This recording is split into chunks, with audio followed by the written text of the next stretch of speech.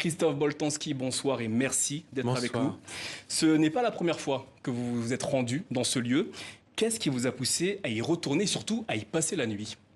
Alors, j'y étais allé une première fois il y a 10 ans, quand j'avais écrit un livre sur qui se passait au Congo, qui s'appelle Minerai de sang. Et j'avais suivi un minerai dans l'est du Congo, dans la République démocratique du Congo, dans la province du Kivu. Il s'agissait de l'étain, parce que ce minerai était devenu un des enjeux de la guerre, cette guerre sans fin qui se prolonge dans cette partie du monde.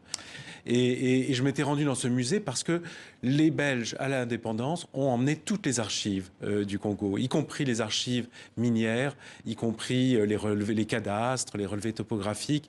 Et donc, j'avais consulté ces archives à cette occasion. À travers votre nuit à l'Africa Museum, vous nous racontez l'histoire coloniale belge et ce qu'il en reste aujourd'hui. Que représente pour vous ce que vous décrivez comme un petit palais aux proportions pharaoniques? Mais en fait, ce lieu est absolument incroyable. C'est une sorte une copie du Petit Palais, comme vous dites, hein, mais c'est une sorte presque de Versailles. C'est énorme. Et ça a été voulu par le roi des Belges, Léopold II, à la fin du 19e, pour servir de vitrine à ce qui était alors, c'est un fait unique dans les annales, la propriété privée du roi. Il s'agissait d'encourager les Belges à aller faire fructifier son capital. Et donc, c'était vraiment un outil de propagande. Hein.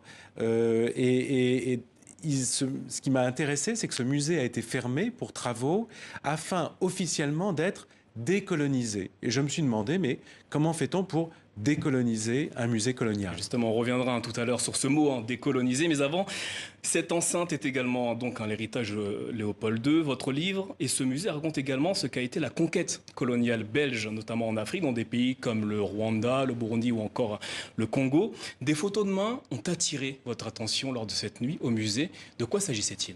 Oui, en fait, vous rentrez dans ce musée de nuit, tout est plongé dans l'obscurité, et vous traversez des salles où il y a beaucoup d'animaux empaillés, et puis vous arrivez dans une petite salle où on traite de l'histoire de la colonisation du Congo, mais il faut encore chercher. Hein.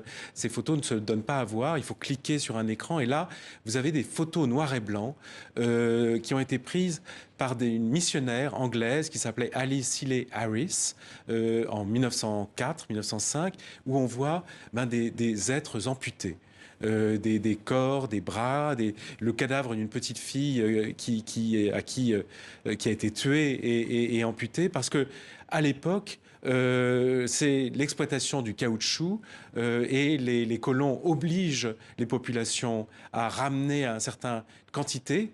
Si vous n'avez pas votre quota, dans ce cas-là, vous êtes exécuté. Et pour s'assurer que les balles ont bien été utilisées, il fallait ramener une main coupée.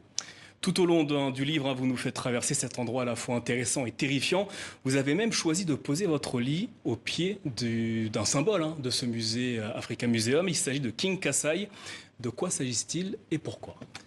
Alors, en fait, il s'agit d'une des pièces les plus célèbres du musée. C'est un immense éléphant qui a été chassé à la demande du musée avant l'exposition coloniale de 1958, toujours au Congo, et qui, dans la province du Kassai, et donc qui a été baptisé King Kassai.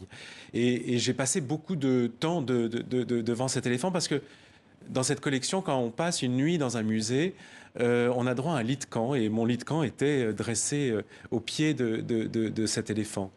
Et je me suis intéressé en fait à celui qui l'avait chassé, un chevalier qui s'appelle Chevalier de Bokhat, et je me suis aperçu que l'histoire de ce chevalier et l'histoire de sa famille étaient étroitement liées à l'histoire coloniale belge. Un personnage et un auteur apparaissent dans votre récit. Il s'agit de Tintin et de son créateur, Hergé. Au fil des pages, vous nous livrez la genèse de l'album polémique Tintin au Congo. Quel est le lien entre ce musée et cette BD? Parce qu'en fait, Hergé, tout comme Léopold II, ne s'est jamais rendu au Congo. Pour dessiner sa bande dessinée, il s'est rendu au musée de Tervuren. Donc, en fait, son album ne devrait pas s'appeler Les aventures de Tintin au Congo, mais Les aventures de Tintin à Tervuren. Et pour justement reproduire les pirogues, les masques, les statues, il est arrivé avec son calepin, il a dessiné ce qu'il voyait dans les salles d'exposition. D'où le fait que cette BD aujourd'hui est considérée comme raciste. Elle est totalement raciste. Hein. Il y a tous les clichés racistes que l'on peut véhiculer sur l'Afrique, où les gens sont infantilisés, où Tintin d'ailleurs n'est pas vraiment sympathique, alors que habituellement il donne plutôt une image. Il est plutôt assez positive. Redoutable d'ailleurs dans cette BD. Il est extrêmement arrogant, il est extrêmement méprisant, il passe son temps à massacrer des animaux. Et cette bande dessinée a été quelque peu remaniée après la Seconde Guerre mondiale, mais elle véhicule toujours tous ces stéréotypes. Votre livre, King Kassai, est particulièrement descriptif. Pour quelles raisons avez-vous mis l'accent sur chaque détail? Tout ce que vous avez vu, vous le décrivez avec le moindre détail. Pour quelles raisons? Parce qu'en fait, ces musées des autres, comme on les appelle, en fait, ils proposent des voyages. Vous savez, quand le Quai Branly, le musée du Quai Branly a ouvert en 2006 à Paris, la publicité, c'était « Devenez explorateur ». Et donc, j'ai voulu jouer le jeu. Je suis devenu moi-même, j'ai raconté ce livre comme un voyage, et comme si je m'enfonçais non pas dans une forêt, mais dans notre propre mémoire, dans notre propre passé. À la lecture de ce livre, on est tenté de s'interroger. Où étiez-vous réellement? Étiez-vous dans l'ancien musée du Congo? Étiez-vous dans le musée royal d'Afrique centrale ou alors à l'Africa Museum?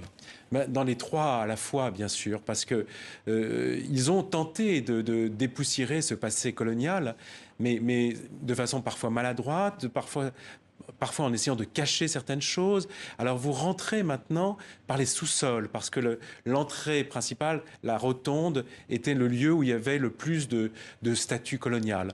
Mais quand vous rentrez par les caves, la première salle que vous visitez, c'est un cimetière de statues où se trouvent concentrés justement tous ces symboles de la colonisation. C'est des statues d'indigènes, mais qui conformes à tous les stéréotypes racistes de l'époque, ou des statues de conquérants belges qui, pour certains, ont commis des véritables crimes de guerre et de crimes contre l'humanité. Quel regard portez-vous sur ce lieu aujourd'hui ?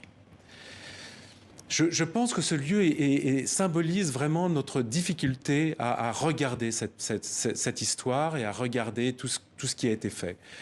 Symbolise par ses maladresses, par ses dénis, par ses silences, par ses quelques initiatives courageuses, mais il est vraiment, je pense, représentatif de toute la difficulté qu'on a à affronter ce passé. L'objectif de votre ouvrage King Kassai était-il de faire de ce lieu ou de faire ressentir aux lecteurs tout l'anachronisme qu'il y avait à travers ces murs ? L'anachronisme, je pense que la difficulté, en fait, c'est que peut-être qu'une des solutions, ça aurait été de transformer ce musée colonial en musée de l'histoire coloniale. Ce qu'on n'a pas fait. Il y a en France, par exemple, mais c'est vrai aussi en Belgique ou en Angleterre ou en Allemagne, des musées sur absolument tout ce que vous voulez, sur la poste, sur la douane, sur la tapisserie, la faïence. Vous n'avez aucun musée qui traite de cette énormité qui a consisté à mettre pratiquement les 3/4 des habitants de la planète sous un joug colonial. Et c'est peut-être ça, je pense, l'erreur qui a été commise, mais qui n'est pas propre à la Belgique. C'est une erreur qui est partagée par bien d'autres pays.